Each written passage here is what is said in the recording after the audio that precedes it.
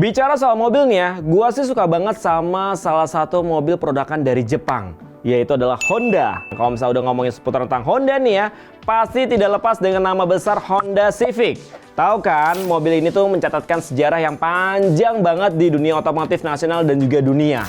Honda Civic saat ini sudah melahirkan sampai dengan generasi ke-10.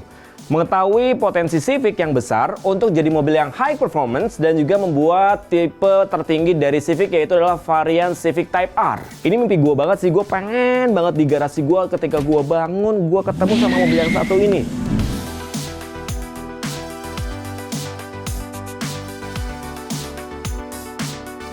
Civic ini muncul di tahun 1972 dan sang creator Soichiro Honda ini memberi nama Civic dengan harapan nih bahwa mobil yang satu ini bisa mendunia dan juga menjadi pilihan utama konsumen.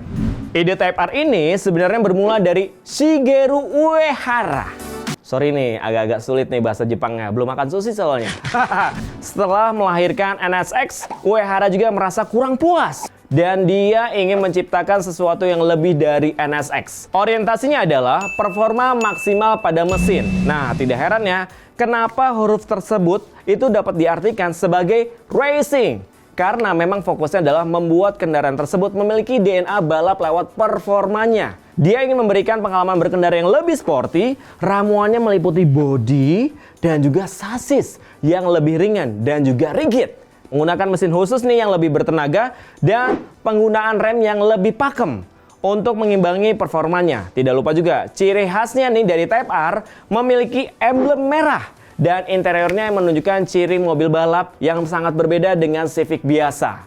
Honda Type R ini diperkenalkan pada tahun 1997, yaitu Honda Civic Type R EK9.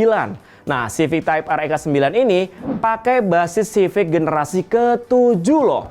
Mobil yang satu ini juga memakai mesin B16B 4 silinder berkapasitas 1600 cc dengan power 182 dk dan juga torsinya 160 Nm. Dengan transmisi manual 5 percepatan dan juga berpenggerak roda depan. Dengan menggunakan mesin itu, mobil hatchback 3 pintu ini bisa menembus 0 sampai dengan 100 km per jam dalam waktu 6,6 detik loh. Sementara untuk top speednya ini bisa menembus 234 km per jam. Keren, makanya ini mobil mahal banget boy. Selanjutnya hadir juga nih Honda Civic Type R generasi kedua pada tahun 2001 yang memiliki kode bodinya itu adalah EP3. MK2 Type R ini pun bisa dibilang memiliki tampang yang cukup kalem untuk sebuah mobil yang kencang. Namun di balik tampang tersebut bersembunyi mesin iVTEC 4 silinder K20A2 yang berkapasitas 2000 cc loh guys. Dan dapur pacu tersebut ini memproduksi tenaga sebesar 200 horsepower yang dipadukan dengan transmisi close ratio 6 percepatan untuk versi UDM. European Domestic Market. Civic Type R ini generasi kedua versi GDM, Japanese Domestic Market, ini menggunakan mesin K20A yang sedikit lebih bertenaga, yaitu dengan 215 horsepower. Varian GDM ini memiliki crankshaft dan juga intake manifold yang berbeda. Exhaust manifold, ada camshaft yang lebih tinggi, piston kompresi tinggi, flywheel chromoly, dan juga pemrograman ECU yang berbeda, sehingga menghasilkan tenaga yang lebih besar. Kemudian Honda melakukan upgrade untuk varian Type R generasi ketiga dengan menggunakan basis Honda Civic generasi ke-8, dan untuk generasi yang satu ini Type R ini melahirkan dua model dari generasi yang sama, yaitu berkode FD2 dan juga untuk pasar Eropa berkode bodi FN2. Dan jenis FN2 ini walaupun lebih sporty namun tidak setenar dengan FD2. Dapat dicatat nih ya, Civic FD2 ini adalah Type R pertama yang mengusung 4 pintu. Untuk itu, wheelbase-nya dibuat memanjang 2700 mm. Efeknya, handling dari FD2 ini menjadi stabil pada kecepatan tinggi sama saat menikung. Yang suka nikung kayaknya cocok banget pakai mobil yang satu ini ya. Tenaganya ini mencapai 222 horsepower pada putaran mesin 8000 rpm dan torsinya 215 Nm pada 6100 rpm. Ini untuk mengimbangi tenaga tersebut, transmisinya menggunakan jenis close ratio 6 percepatan. Pengeremannya juga keren banget. Ini menggunakan rem cakram depan berdiameter 320 mm. Ini 4 pot ya kalau nggak salah dari Brembo. Dan ban yang dipakai juga ini high performance, yaitu adalah Bridgestone Potenza RE070 yang berukuran 225/40 ring 18. Setelah berhasil nih dengan generasi MK3, kelanjutannya ada MK4 dilakukan pada tahun 2015 dengan mengenalkan Civic Type R FK2. Mobil ini cukup spesial di mata pecinta Type R ya, karena ini adalah Type R pertama yang menyematkan turbocharger pada mesinnya. Berkapasitas 2000 cc, pakai mesin berkode K20C1 Direct Full Injection Turbocharged dengan Earth Dream Technology. Dan hasilnya tenaga fantastis 306 DK ini pada 6500 rpm dan juga torsi maksimum 400 Nm pada 2500 sampai dengan 4500 rpm. Dan mesin ini dikawinkan ke transmisi manual 6 percepatan dengan LCD yang sudah jadi standar dari pabrikan. Honda juga mengklaim nih bahwa Type R ini dapat mencapai 0 sampai dengan 100 kpj dalam waktu 5,7 detik saja.